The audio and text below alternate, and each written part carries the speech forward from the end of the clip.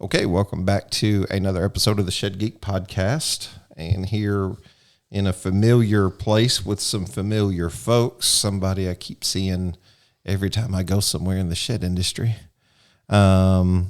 Future or past guest, maybe future guest as well too, but a reintroduction, a rebrand. I'll tell you what, guys, just introduce yourself, a little bit about who you are, what you do. Arlan Riehl, formerly Liberty Sheds. That's what the name was the last time we did the podcast. Back on here as Westwood and Westwood Sheds and Cabins.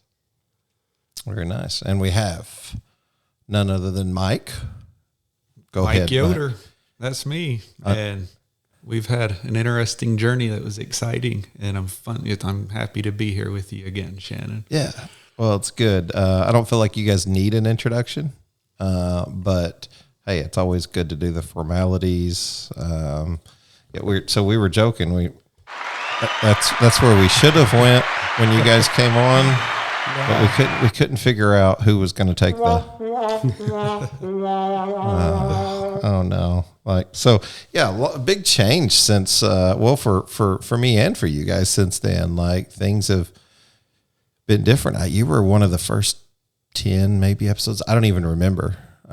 So we're like climbing, like knocking on the door of 200 before too long. So it's kind of crazy to think about all the change. This office didn't exist the first time we showed up down here. It was a phone interview, that first one, wasn't it? It was a phone, yeah. So Mike and I were around the phone and conference table that's over in that conference room, up in a little office up on the hill. Okay. When we did that first interview. Well, it was portable. What's the name of the thing? Williams. A little modular office. Yeah. Okay. Construction trailer. So Liberty now to Westwood, and Westwood's come a long way. Holding down the anchor. For those who are curious, the Shed Sales Professionals page, you'll see their office on the as far as the logo goes. So that's where we're at. This beautiful office. Due West is sort of it's not a destination location, so it's always nice whenever I show up and see this nice, beautiful office out here in the middle of sort of nowhere. Mm-hmm.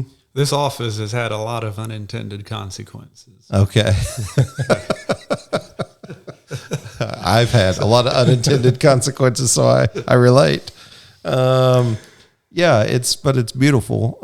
You guys are, I don't know, you get around shed folks, and you guys are graduating into other areas of business, but you get around shed people and you kind of like know within a few minutes or spend a little bit of time with them how serious they take their craft, how much they're trying to better themselves, those around them. You guys have just a top-notch appearance, and I think that what's inside is kind of what's reflecting on the outside. I remember talking to you guys early on about your faith and community and how that was really important to you. So tell me, what's the new branding of Westwood bring? What's sort of the change from Liberty to now? What's the identity? Our local community is pretty important to Arlan and I both. And that was one of the big motivations to buy out our partners in Liberty that helped us get started. And shout out to Bobby Eaton. He came down, he gave us resources and tools, and he helped us get a fabulous company going, and we couldn't have done it without him. But as we matured as a company, there was stuff that changed on his side, and because we don't know the future, right? Mm-hmm. Things move and change. And it's been 3 years ago that we started the conversation of what would it look like if we would buy out the out-of-state partners, so we can bring the ownership into Abbeville County here. So that was one of the big motivations for that. And as part of that agreement then that we came to was the rebrand from Liberty to Westwood. Because, Liberty does exist up in North Carolina. Uh-huh. And so moving away from that company, the rebrand was a part of that agreement. The other piece that was really meaningful for Arlan and I, partnership is really important to us. And we wanted to be able to offer ownership opportunities for all of our people in our companies, in Westwood Sheds and Westwood Cabins. And so we've done that with the restructuring and the new companies that we set up. We're set up as partnerships, and we have provisions made so that our people can actually write us checks and buy shares in the company and share in the ownership and in the direction of the company. Very cool. And I'll have that application back to you just as soon as I can get it completed. It's perfect timing because our annual buy-sell period is open right now. Oh, man. It does require full-time employment. Oh, there's a hiccup. That's where they get you. Ain't that what they say? They get you somewhere. I think it's beautiful. I think, definitely profit sharing is a motivator. But it's a buy-in. I worked for a large corporate company that they had a whole marketing campaign that was based on own it, OWN it, own it. You own it. What does that mean? Like, well, you have ownership when you come to work. How you put your hat on when you walk through the door. Did you put on the hat of an employee, or did you put on the hat of somebody who's systematically helping grow the industry in every avenue? Or is it just a clock in, clock out? Man, that's almost segueing into like sort of a top of mind conversation for me that I had even this morning with not separating your ministry, your personal life, your work life. Absolutely. That's a big part of it. Yeah. That's the question that I posed for somebody this morning was like, man, how do you not, if you build on relationship, how do you not, like, how's it not personal to be in business? I hear the term, it's just business, thrown around quite a bit. I'm like, I don't know. It never is for me. So there's always more to it. So by bringing that under one umbrella, it's pretty awesome. So Arlan, what's been your like experience with the change so far? It's been really good because you see the value in putting energy and effort into something for long term and for who you are. I think that's what I would sum up short as possible is an identity thing. Like Mike mentioned, Bobby gave us a really good start here, and it was great working with him. We wouldn't be where we are without that. And at some point, there's identity that is borrowed or used or put in from somewhere else, and you kind of have that even in a family setting in some ways. Kids are your kids, and they are your kids until they're an adult. Then they're still your kids, and you love them, but they are making choices, and there's a bit of an identity that can change. And that's what I would sum this up. So there's a bunch of gratitude to Bobby for what he helped us do. Then there's a clear growth into an identity that we've been able to embrace, and all of our people have fully embraced. And it is a hat tip to local. That's directly in the name. We're obviously not in what a lot of people consider the West. We're in the West from a lot of the world, but here in the U.S., we're not in the West. But Westwood is a direct hat tip to due West, the town that we live in, town that we work in.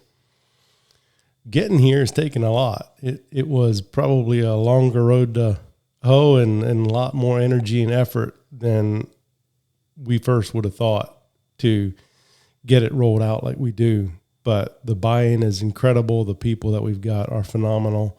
And the culture that comes from that, from a full confidence. I don't want to use buy-in because it's kind of overused, but in an identity is what we have. Yeah, and one piece that I missed in the rebrand conversation is so Liberty Sheds is what we started with here back in 2015 with Bobby's help. But the cabin company actually started out under Cripple Creek Cabins. I don't know if you remember that name or not. Okay, I do.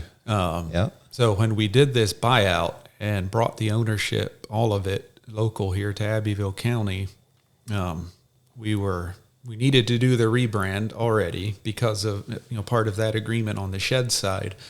But we went ahead and rebranded Cripple Creek Cabins to Westwood Cabins to just for the ability for bring everything under one parent brand. At iFab LLC, our passion is welding, fabricating, and design. That's why in 2015, we began to commercially market our product to the shed, portable building, and mini barn industry. Our product is primarily used to build trusses. Our truss saw system cuts boards in one motion, and our truss press system installs and presses the gusset plates to a finished truss. We custom fabricate jigs that assure perfectly symmetrical truss setup without error. We also have other products designed to help your shed builder increase quality, efficiency, and save money. Our precision door tape will build your custom doors square every time and easily adjust to build any door. For products like these or other custom fabrication services for your barn shop, visit ifabllc.com or call 563-422-7496 or simply email us at ifabllc@gmail.com. The one thing I hear you guys talking about a lot is the start of what I feel like should be the start of the marketing campaign is with your branding. You guys are mentioning branding a lot, and I could be completely wrong on this. It's just my thoughts or opinions or whatever, and I think that comes down to, probably your traditional mission, vision, values, but sort of like your why. I mean, everybody's probably seen the Simon Sinek, find your why at this point, and not telling us what you do and how you do it, but why you do it. It's very community driven. Why is community so important to incorporate into your branding? I mean, a quick answer from me is because that's the foundation we've laid. It matters to us to be connected, what it is to be a human and what it means to work and what it means to interact and what it means to have relationships. But at the core of it, what we started with here was people, a vision for growth, a vision that we can do something, and then really good people to just go do it. Yeah, and our vision statement talks about space for life. Like, that's why we do what we do. And that space for life happens on multiple levels. For us personally, we don't want to have to work 80 hours a week to be able to have the lifestyle and the life and the space that we want with our families. Our people that come and work here, we want them to be able to make good money, to enjoy their jobs. So when they go home, they have resources and mental space to enjoy their families and enjoy their lives. So like just creating a space for everybody to enjoy life and be who God created them to be. So that's the internal side of that. Then going external, we build space, right? Storage buildings is space. Homes is space. And giving our customers, our clients, that space for them to live their lives and enhance their lives. It's just been really neat for us to be able to have an internal and an external focus on our why and what we're trying to do here. I can't help but think, like, I know there's a lot of podcasts I've listened to that have been like all moments. You ever have that all moment or that paradigm shift, like in your day or in your life that you're like, been missing it, been looking at that wrong the whole time. And then all of a sudden it just hit you all at once. It's the same as like listening to like a Bible verse in church, and then you've graduated to the level of understanding it at a different level. And you're like, whoa, how I saw that 10 years ago versus how I see that now speaks to me on this way different level. I think about the people who wake up today and whether they listen to the podcast or they go to the shed show or whatever they're doing in the shed industry or just the course of their daily life. And they're like, I just woke up one day and realized I love this, or I just woke up and realized this is not what I'm supposed to be doing. Like, wow. Like, I thought I'd be selling sheds or building sheds or hauling sheds. And it was like, if somebody would have told me podcast, marketing space, any of that, I would say it's not even in the realm of what I'm going to do. So I think it's interesting as you chase your why to kind of like find that and just, man, get in the hammer lane of that and just go and do what God's kind of purposed you to do. Mm-hmm. Man, it's the funnest thing. Oh man, really. It is, man. It's so many times when I'm in my truck headed up to work in the morning and I realize that I'm really excited about going to work this morning. Like that's it's not always, it's not every day, but it's my normal feeling on the way to work. And it's such a gift to be able to have that. Yeah. Well, your brand sort of speaks that. I love the logo. I love what you guys have done with just sort of all the rebranding. Been talking to Bobby for some time now, and we keep saying, yeah, we got to get together. And it's just hasn't worked out, more so on my end, just in our travels, because if I can, I love to do them in person. Like, this is so much better than by phone. I don't mind by phone or Zoom, but it's always better whenever we can do this. Definitely. You need to tell the logo story though, Mike, because that does also it's an example of the identity of why it is that it's connected and people and relationships. So for those who haven't seen the logo, we've got it back here, but yeah, definitely, Mike, I'm curious, where did this come together? Where was So our market positioning statement is built for life, and you'll see that in a lot of places. So built for life, and that speaks to the quality of our product. It speaks to the longevity of our product, and it also speaks to like quality of life, right? And it connects to our why of creating space for life. So this logo, when we needed to do the rebrand, we wanted to give the new brand an organic, true beginning. So rather than trying to modify what we had previously, we said we're going to start from scratch. And so we did that. And we spent hours and days and weeks looking at logo options and color options and looking at names. And we finally settled on the name. And then we had to get to work on the logo.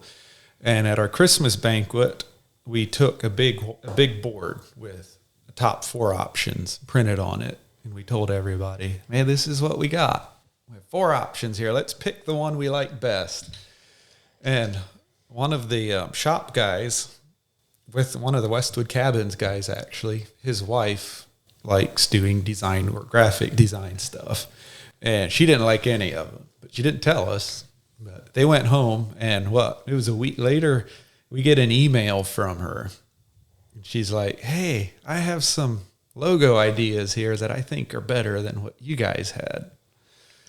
And we got to looking at them, and we're like, whoa, this is like a completely different way to look at it. And there's like ideas that we hadn't even explored. And so we threw out everything that we had done up to that point, all those hours and days and weeks of looking at logo options and design and colors. And we chucked them all and took a few of the options that she gave. And it didn't take long at all to settle on this right here. And the reason that it was so powerful for us is that's a live tree on the right half of the logo. And what signifies life more than a strong, healthy tree, right? Mm-hmm. And then on the left, it's a building. It's physical space. That's what we do here. And it's also a great big giant number 1. So that makes me happy. Oh, I hadn't seen that until you said that. That's interesting. Yeah, it is a number 1. Well, and it's, the sort of a double entendre there, right? And whether intended or not, I mean, the building comes from the tree. Mm-hmm. You know what I mean? So it has it speaks on a couple of, that's what a good logo can. It takes a healthy tree to get you quality products to build your house with. Yeah. And there's a foundation element there. That's what was so impressive about interviewing you guys the first time, was that it was sort of, like I said, the outward appearance was of the inward product, and I think whenever you can manifest that, that's like really powerful. It's like lightning in a bottle if you can capture it. And I think that if people can see it and respond to it naturally, that's kind of what they get. It just hits. And I was just amazed that we went on that big long logo loop And we ended up with a logo that's actually fairly similar to our old Liberty logo. Do you remember any of the 4 names that were the finalists on the board you came to? So the name was settled on. The name was the done. name was Okay. settled on. It was the the logo. logos. Okay. That was up for discussion yet. Yeah.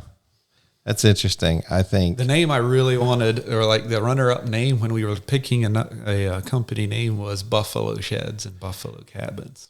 and that's part of sort of y'all's identity that you've still incorporated here, right? It is the Buffalo culture, yes. So we talked a little bit about it the first time, but just sort of reiterate.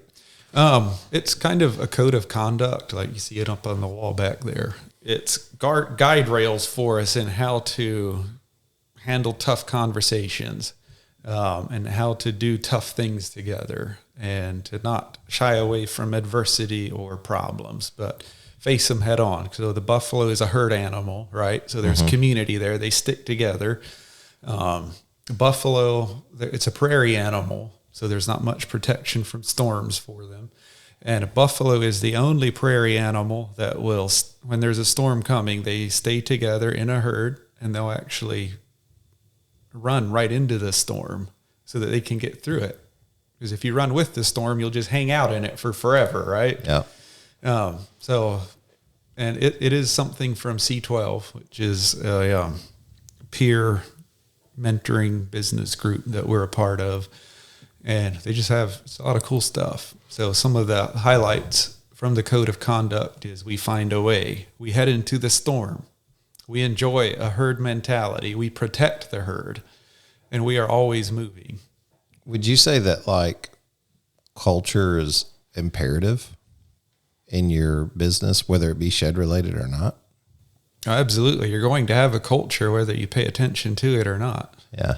Yeah. It's taking control sort of that culture and sort of shifting it in a way that all can work together. Yeah. I like it. That's good. Well, you guys are onto some new adventures now. As you can see by the logo behind us, like not just in the shed business anymore, which is the beauty of where the shed industry sort of bleeds into other industries, and you begin to try to find where one stops and one starts. And part of that is kind of the inevitable, only way I know how to explain, the only words I know how to use is the tiny home community and movement. So hello, shed sellers. Did you catch the latest Real Work Labs interview with George Converse? If not, don't miss this value-packed episode. Head to Shed Geeks Podcast YouTube and search Real Work Labs. George and the Real Work Labs crew are riding the wave of Google's latest updates, taking your digital presence to the next level. We're tech artisans crafting your neighborhood brand voice for shed sellers like you to stand out, gain trust, and get found online. Our software will easily capture your work snapshots, videos, weave your craft's story, and get reviews all in one virtual experience. Our innovation goes beyond getting found for your business location, rather getting found for your work locations. Reviews intertwine with their corresponding job sites. When potential customers seek local expertise, you're the proven solution they'll find. It's high time to map your reviews and showcase your beautiful work in a meaningful way that builds trust in customers' neighborhoods. Ready for the journey? Visit shedgeek.realworklabs.com or call George today at 480-787-7575. Real Work Labs, elevating your trust, increasing your conversions, and getting you found where you work in the neighborhoods you serve, one shed at a time. All right, so yeah, this new adventure, Westwood Cabins, we had to bring in a whole new like person to interview to talk about this because there's just so much to talk about. And for those that are in the shed industry that are kind of finding themselves in this metamorphosis. Did you like that? That's right. I use big words here at the Shed Geek podcast. But they're in this stage of like, hey, we want to build tiny homes. It's been around for 15, 20 years now. Even saw something recently we were joking about that said the tiny home movement, where did it go? It's dead. And it's like, look around. I don't know. It's still here, if you ask me. But we find ourselves in the shed space so often, kind of like getting these questions, and maybe that's what leads us into it. But you guys went through the legal certifications, whatever you want to call it, to become a manufactured or modular housing distributor. Is that correct? Is that how it works? Kind of take me, if I was a newbie and I'm like, yeah, I'm trying to get in the shed industry, but I'm trying to decipher storage, tiny homes. Like, why can't I just build a nice building and call it a tiny home and put it out there? Yeah, you can. There's people that do it, and there's scenarios that it works okay and scenarios that it doesn't. And it varies by states too. So like some states, you can do whatever you want. There's no inspections. There's no, you have to get a permit for your septic system, and then you can build whatever you want. So in those states, and Texas is one of them, it might be changing, but Texas historically has been one of those states where you can just, like, you don't necessarily have to have your house inspected. You can just buy something or build it yourself, whatever, and it didn't matter. But man, here in South Carolina where we're at, if you don't have engineered plans and inspections and make the inspector happy, you're not getting a permit to move into that house. You're not getting a permit for power. You're not getting a permit for septic. Yeah, there's politics play into that, perhaps, but staying away from that on a large level. Texas would be a little bit more cowboy, right? A little more freedom, a little more, we do what we want, don't tell us. But you end up in all these other things in the more populated areas, especially in the East, with HOAs, and I know those exist in Texas too. I'm just saying you're going to come across some coding and stuff that you're going to have to overcome. Chase, is that process difficult? Is it time consuming? Is it rewarding now that it's done, so that you can sell something with confidence instead of sort of like skirting the details? Right. It's definitely a process. Very big reward at the end, but it is definitely a lot of work. It was, when I came on board, it was partially done, and it still took me, I would say 3 to 6 months to tie up loose ends, get another state or two, certified for another state or two.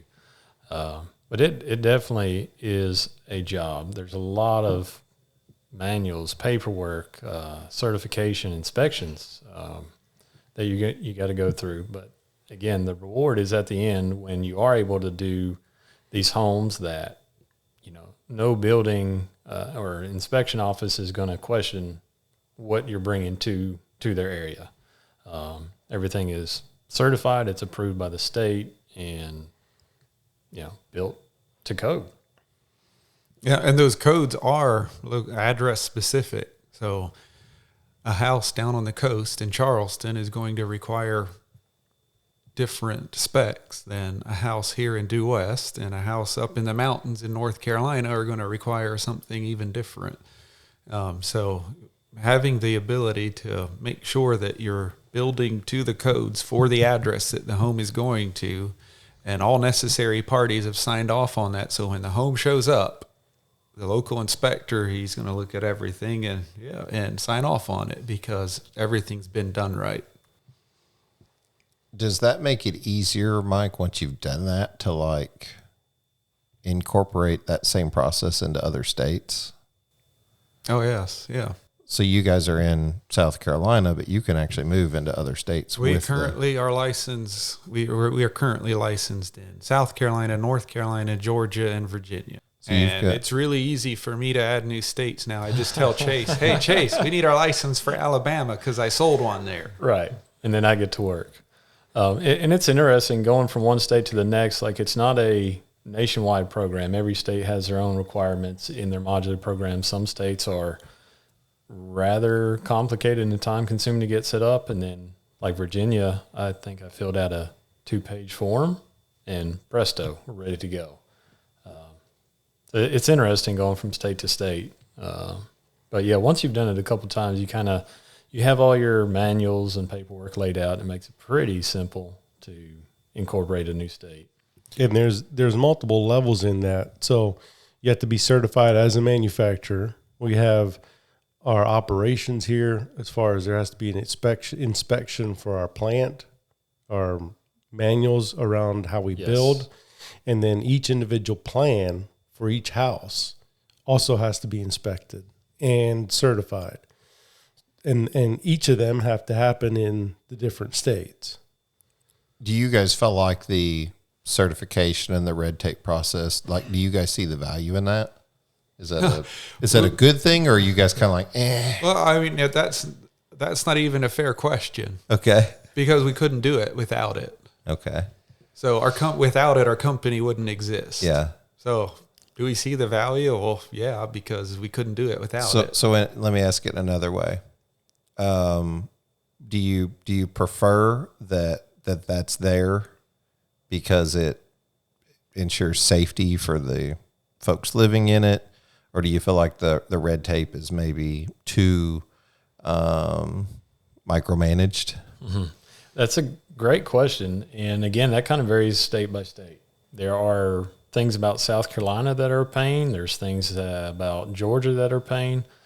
At the end of the day, it is nice because it separates what we're doing from a lot of different things that are out there on the market. So it gives people a peace of mind of they know what they're getting when they buy a home from us, and it shows up. I think you're right there where I'm living or trying to be. There's it's trying to segue to there's storage, shed manufacturers, and then there's what you guys do. And there's some hybrid model that we always see in between. That's like, we sell tiny homes. Mm-hmm. Do you sell tiny homes? Like, right. You know what I mean? Like, I don't know. Is that really, and like, the question is, how many are in between storage and what you guys are doing? So for myself, there's a couple pieces in that. Like, yeah, sometimes it feels like overreach. Let me do what I want to do on my property and let me alone. It doesn't. Yeah. Forget about it. Go live in Texas. Yeah. But at the same time, there's also a lot to be said for using things the way they're meant to be. There's a reason the El Camino kind of didn't do a whole lot. The thing's a car. No, it's a truck. Well, what is it? Well, it's neither. Well, it's both. Like, whatever, have it all. If you want a truck, you're going to get an actual truck. The El Camino is going to be useless. If you want a car to put people in it and go somewhere, it's kind of useless for that too.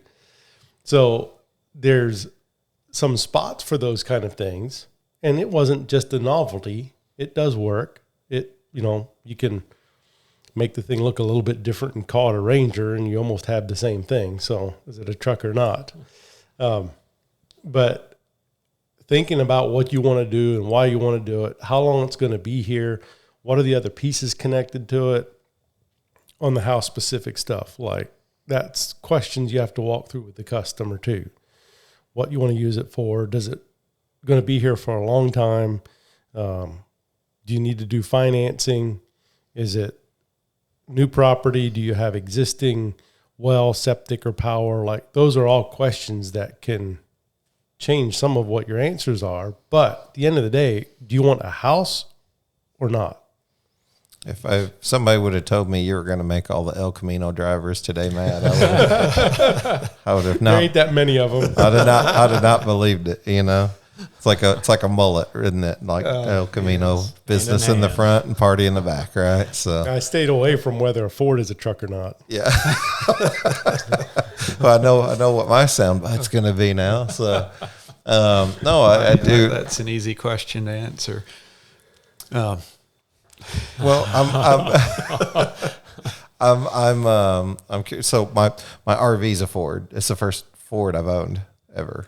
So like, I was kind of impressed because I was like, okay, I don't know where I'm going to go with this. Otherwise, I'm a GM guy and I just lost half my audience. So, is your RV one of the expensive ones? No, it's not. No, see, that's why they can use Ford. Yeah. Wow. All right. Wait a minute. Where's our? Oh, there we go. We'll manufacture some laughs or something. Yeah. Oh, that's.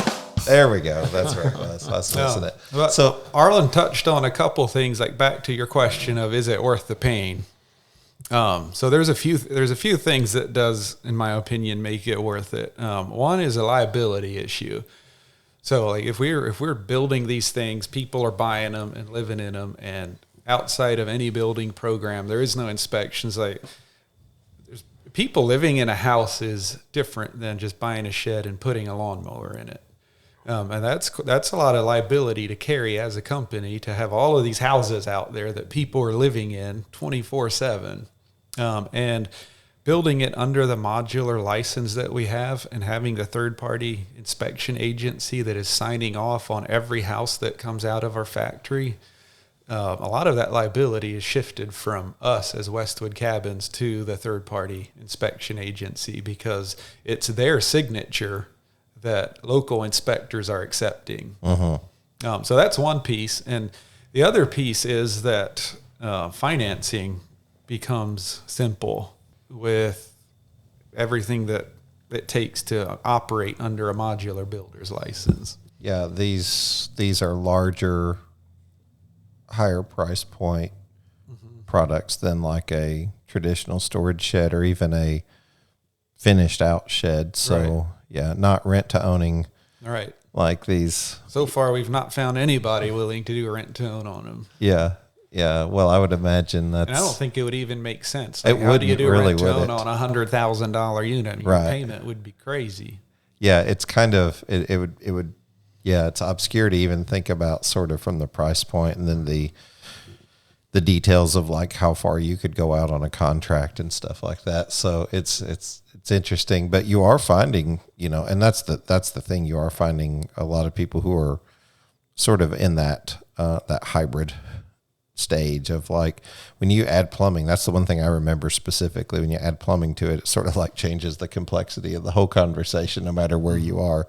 All of a sudden, those local inspectors get really involved and interested. And we've actually, I've sold one before that they had to go in and pull the panels off of and inspect the plumbing and then rebuild the panels. And we learned a really important lesson. That's it was like, because before, I'm like the Texas guys, America, freedom, we can do what we want. Don't tell us what to do. And then all of a sudden it's like, oh no, there's a lot of rules and we're going to get in trouble. And there's it's a lot of money.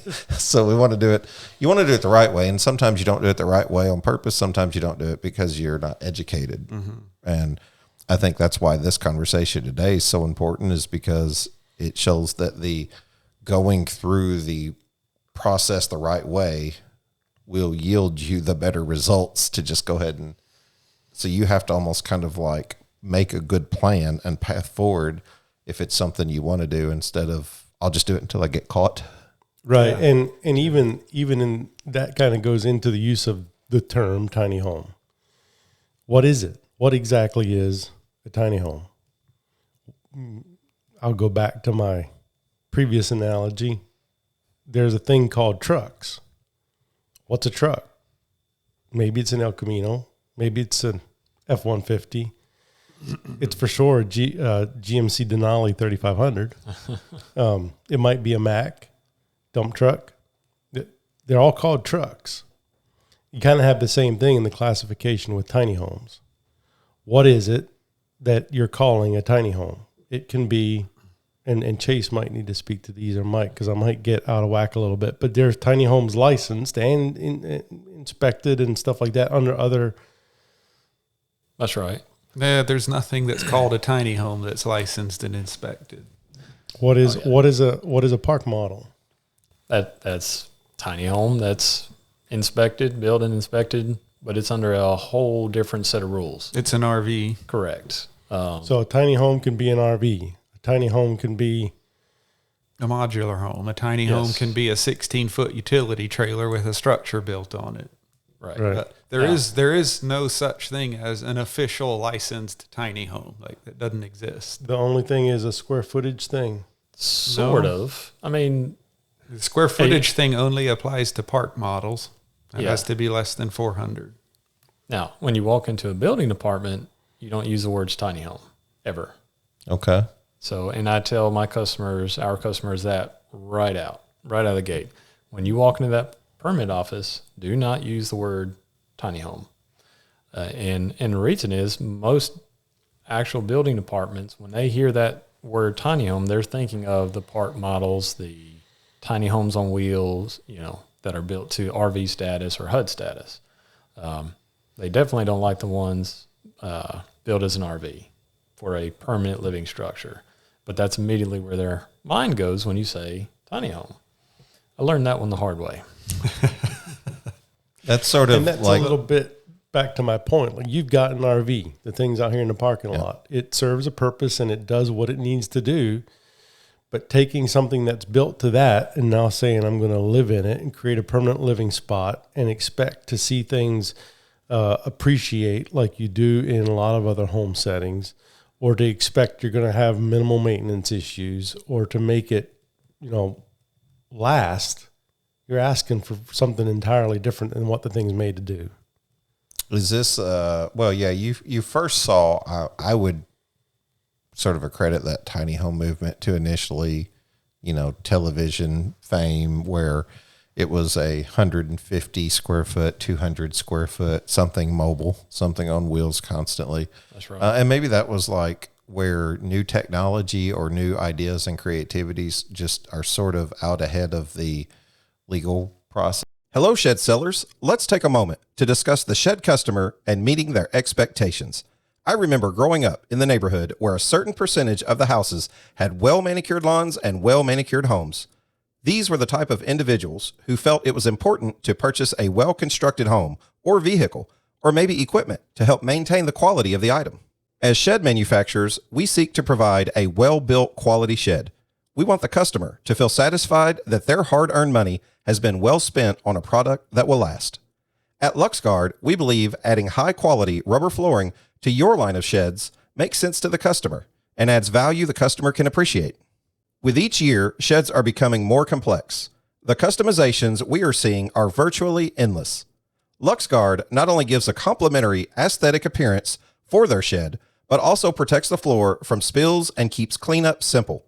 Offer your customer the customer service they seek with LuxGuard. At LuxGuard, we are committed to delivering exceptional customer service and innovative products to help our customers achieve their goals. We strive to meet the evolving needs of the customers. To speak with one of our ready-to-serve customer product specialists, simply call 336-468-4311. To see our product and view an installation video, just visit our website at luxguard.com. LuxGuard, the floor that lasts a lifetime. I think that it was mostly branding, because those products have existed in other forms forever. Not forever, but for a long time. Like you said, we have had campers. There's been campers around for quite a while. Yeah. There's been mobile homes, single wides, double wides. They've been around. Like, let's make the thing look a little bit different and call it something different and make a TV show about it. Yeah. Yay. It's all something new. Yeah, that it's definitely. not really. Yeah, you're right on. It's Don't forget container homes. It did definitely have some creativity to it, but it was, again, that's just my opinion, but it sort of it felt like remarketing the same, a repackaging or a remarketing, of something that already existed. Yeah. I was going to say a comment about lipstick on a pig, but I won't. Is that sort of, As you just did. is that sort of like, because of, like, I don't know, it's a reflection of society, like do something different, be different, don't conform, have so like that creativity come out. My mind goes immediately, whether I'm chasing a rabbit trail or not here, like my mind goes to like the video I saw of like one of the new Teslas where an officer pulled like a guy over and he was like confused by the car because technology had advanced past like his understanding. And all of a sudden he's like, you're doing something wrong, but I don't know what you're doing wrong. I just know that what you're doing is not like what everyone else is doing. So it's naturally right. And he's like asking questions. And the next thing you know, he's like getting educated because the technology was so advanced. And like, maybe that's not what we're doing with tiny homes or cabins or livable structures that come out of the shed industry. But in some ways it is like, it's like the government's trying to play catch up to like the business world as usual. Right. I mean, for sure. For sure. And we run into that occasionally, even in the city that I live in. For 2 to 3 years, they had a moratorium in place where any living structure had to be at least 750 square feet. So they just threw that out there, trying to blanket tiny homes on wheels, whatever it may have been, when in fact code actually allows, I think the smallest living space that you can build to code is about 180 to 200 square feet. But they didn't understand, right? So it took a couple of years for them to get educated, as you were mentioning, on code, what they're going to allow, and so forth. And I still run into building departments that they look at a blueprint that we'll send them. It'll be stamped, everything. Oh, it's not big enough. Well, it is. But they have some of the tiny home rules and regulations, they have different size limitations. And so when they see a really small modular home, they just throw it in that category. So then we have a conversation of, well, this is what it actually is. It is built in a very different way. It might be smaller, but it is built in a way that is indeed, permitted by code. Do you think that like this is all part of a bigger conversation about affordable housing? Or do you think that this is part of a conversation of, I don't have a good word for it on affordable housing. That one works perfect. But the otherwise it's like a second home, or it's like excess. It's like extra. It's like we want something that's on the lake, we got a pond, we got a little place here, whatever, we Airbnb it or whatever. Do you find that like as you guys acquire customers, like one takes the demand over the other? Hey, we're just looking for affordable housing, or hey, we're just looking for a second home? I don't know. I would say there's a very low percentage of our customers that are buying our homes because it's more affordable housing. So probably these are folks who because are like, how do you define affordable? Because good question. I can sell you $100,000 house, but it's not going to be very big. You'll have one bedroom and a bathroom and a kitchen. You can go buy a single wide for the same price that's 3 bed, 2 bath. So which one is really more affordable? Are they competitive on like a square foot compared to like traditional housing that you would see in the area? With a square foot price, no. Yeah. No, because you're taking all the components of a home and squishing it down into a really small space. The square foot price goes bonkers. Yeah. You want an espresso or coffee? Yeah. Do you want it in a mug or a to-go cup? No, I just mean you have the exact same amount of coffee present, and you just add water. Yeah. The bigger home is just blank square foot. Like that's cheap. Well, I just wonder because so many people it's in that in between that we talked about there's even Facebook groups. You guys have probably seen like the Shed to House Facebook private groups. It's like 60,000 members or something. Oh, it's very entertaining. Yeah. But there's the people that's in between that modular versus just a shed. And like, I just wonder, are there areas to get the education that you guys have went through to get? So it not only helps the customer, but it even helps other people in the industry not to make that mistake. Or what I'm always worried about is like, and I don't know why I worry, maybe that's the wrong word, but a small concern is that like the industry gets misrepresented somehow. I always think about that through like the repo videos and stuff like that. I feel like if we present a positive image, like in everything that we do, it just benefits us all. So if you can kind of get everybody on that, like otherwise you set the expectation sometimes with those videos that people feel like they are able to act that way because it's the acceptable way to act. And it's like, no, we don't actually want to heighten that. So it's the same way with like tiny homes. I'm like, maybe I don't have business talking on it because I don't understand it, but I'm trying to understand it more. And I bet those who are building, they're getting customers come in all the time. That's like, can you turn these things into a home? Or for you guys, and I've already seen it while I was here, including a sale. We're just waiting for the Dukes of Hazzard horn to go off any minute now. But, and someone comes in and says, hey, I want to know more about these tiny homes you got down here. I guess what I'm trying to ask is like, how do you better educate people? Like, what's the process? Like, yeah, listen to this podcast, but do you call up Mike and Arlan and Well, it starts, I mean, any learning starts with a foundation of the realization that not everything might be the way that you initially think that it is, and asking questions.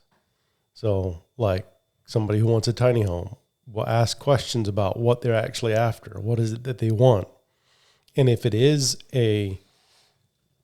there's places for the homes that I talked about earlier. It's just not everybody. And I don't think it's everybody who thinks that that's what they want. So you have to start by asking questions. And that's just a generic statement, I guess. Is the customer acquisition time harder? I mean, if you're building a home traditionally, like you've really got to go in through the planning process a lot with those customers. Oh, yeah. Chase and I were actually talking about that just this morning. Like, what's the minimum amount of time that we need from the time that we first get a deposit from a customer until we can actually start building? And if it's a finance deal, we need 3 months. Mm-hmm. If it's a cash deal, if they're just writing a check for it, then 2 months is plenty of time. And a shed, hold it. We can sell a shed, build a shed, and deliver that shed in 3 days if we need to. Yeah. That's the part that I remember that was always kind of why the conversations were always so heightened around the idea of RTO, because it was like you really, with finance and customer acquisition time, you have the time to really go through it with the customer. Mm-hmm. But with a impulsive buyer who comes in to buy a shed and they've got their mindset on, I'm going to finish it out myself or whatever it is. Like all they really want is to get to the numbers really quick. Mm-hmm. And just, you don't have time a lot of times to go through that contract or try to be, so I'm curious, what do you guys feel like is the demographic for those who are shopping? We kind of touched on that already with like second home or affordable home, but like, are these folks that they see the value in what you're doing because there's so much more work inside of what's done than just the shell, and they like the craftsmanship? Is this, retired couples, are these first time home buyers, a mixture of all? Man, that's a great question. And it's definitely a mixture of all. I would say our highest percentage is going to be folks looking for an Airbnb or a second home of some kind. Yeah, like highest number is some kind of a rental. Right behind that is a secondary home, vacation home, a lake house, something like that. I would say third is going to be primary. We have quite a few folks that purchase for a primary house, and we're right now I'm seeing a big uptick in people purchasing them for a mother, father, in-law, something like that. What they're wanting to do is they're taking the money that they would spend on a retirement home, putting that into a small house that they can put in the backyard or really close. That individual still has the dignity of their own place, their own thing to take care of, something that's still theirs, but close enough to, a son or a daughter where they can be taken care of and looked after. Definitely have seen a rise in that here in the last, I would say, 6 months or so. Just recently, we set one up for a young couple, first house, just getting started. They canceled their mobile home order, single wide, when they found us. Canceled that order and bought one from us. Yep. Nice. So it's not just granny flats. It's actually first-time home buyers. And it's going to be interesting to see where all that goes, because this year we actually started offering multiple section homes.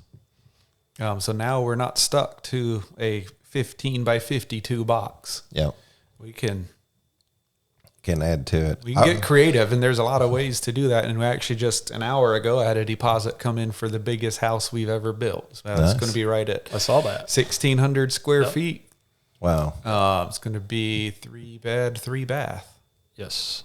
Yep. It's going to be pretty sweet. Yeah. And so we're building a premium home, like you saw them. Like the finishes, the material that we're using, the fixtures and everything that you can choose. Like not stuff that you just go to Lowe's and buy. It's the good stuff, and people come in and they see that, and apparently they're willing to give us money for a big house too. So There you I guess go. we'll see where that piece of it goes. You guys think this will be a big part of Westwood and your brand and your vision moving forward is in the cabin and the home space? Absolutely. Chase is here to drive that, and he has big motivation.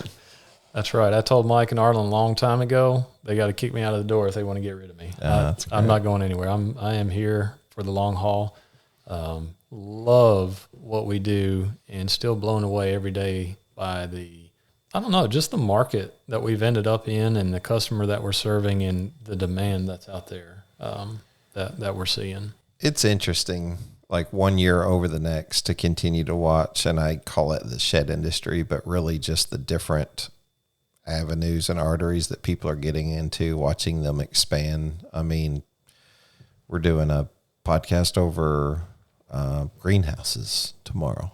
And, and I'm like, that people say, what's that got to do with the shed? It's like more than you know, chicken coops.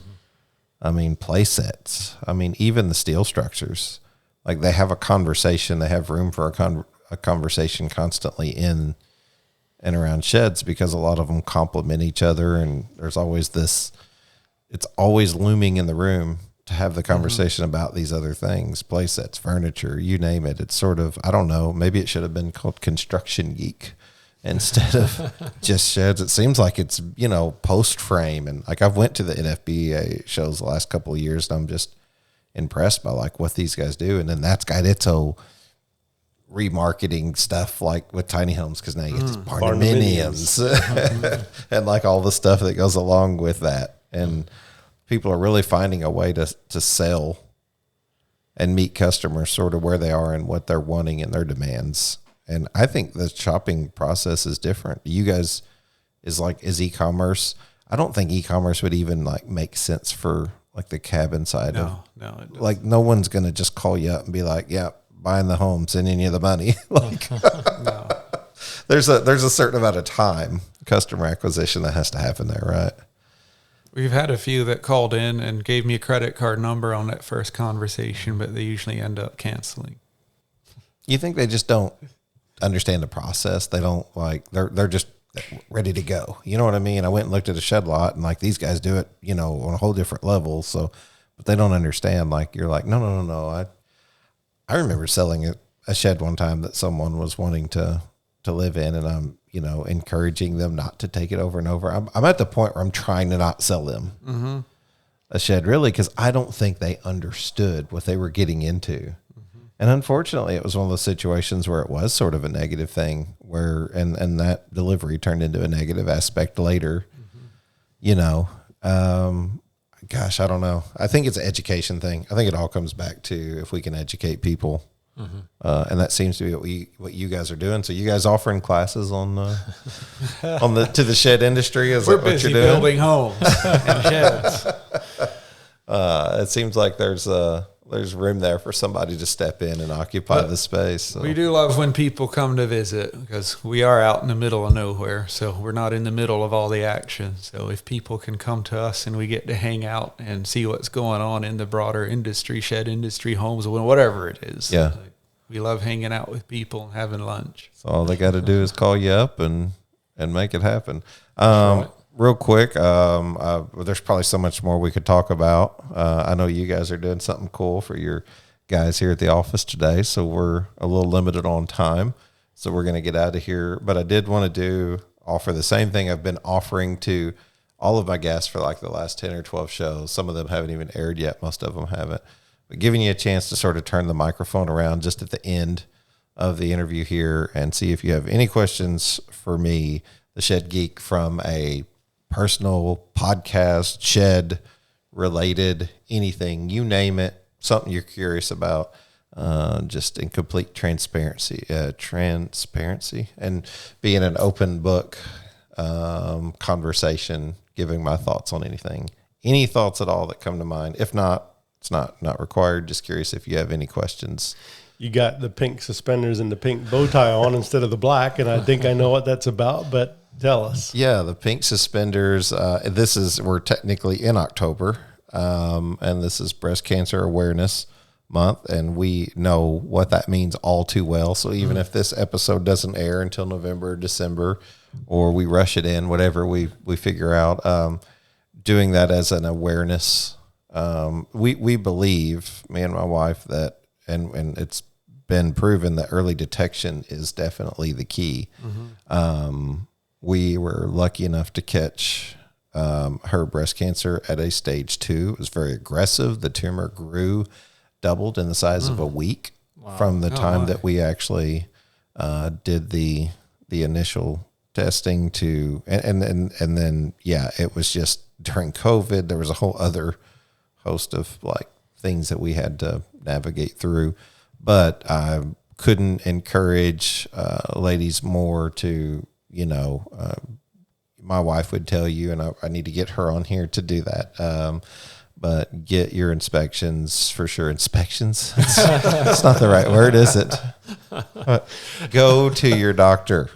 Go to your doctor. Early We're detection. in the building. We get it. It makes sense. For me, it makes sense. Get yourself inspected. But it is the key, and we were lucky enough for God to take us through that journey. And kudos to my wife because she didn't complain. Like, man, I would have been the biggest whiner the whole time. Like, why me and all this? And that's okay if that's what you have to do. But man, she was solid as a rock. Yeah, so. No, last time you guys were here, she was here, and it was during treatment. Deanna's looking a lot better today, and it's good to see that. Yeah. God has done some really amazing things through that process and relationships that you just can't manufacture through that. So, that's why the pink suspenders. And nice. Mike, anything come to mind? Ask away. I don't think so. I got that fishing trip on my mind. Well, we better get to it then. Let's wrap up here. Chase, you got anything? I just want to make sure you're educated on tiny homes before you leave. I'll tell you what. I'll spend as much time as necessary. I would love to know more about tiny homes. Who knows? Maybe I went ahead and bought the Tiny Home Podcast domain. So who knows? Maybe. Cool. Probably won't happen, but I bought it anyway. So, listen. One of you guys want to pray us out of here? There's so many good things to talk about, but you guys got fishing to do, so ain't no sense to keep on talking about sheds. Hey, not sheds, homes. Homes, sheds, and homes. Beat me to it, Mike. I'm usually pretty quick on the draw. Yeah, you guys are top notch. Like I feel like it's good to acknowledge that publicly. You guys are really from the top down. You guys are. If anybody's getting in the shed industry and they're just curious, and the home building industry, however it works out. Reach out to these guys. You're not wasting your money to drive here, fly here, and pick these guys' brains. And they are open to like being able to increase the industry. And they know that I think that happens through knowledge and conversation. So highly encourage you to be here. Second to none organization right here. Appreciate that. It means a lot. Yeah. Arlan, you want to I will. pray us out of here? Yes. All right. Thanks, Shannon. I really enjoyed it again this time around. Me too. God, thank you for this time together. Thank you that you have created us in a way that connection to people means a lot. Thank you for the people that you put in our lives that help us see you, that help us grow, that help us know what life's all about. Bless Shannon in the work that he's doing here and the people he visits and gets around and sees. Bless our guys that are working with safety. We want to honor and glorify you today. In Jesus' name, amen. Amen. Amen. Thank you guys. Appreciate it so much.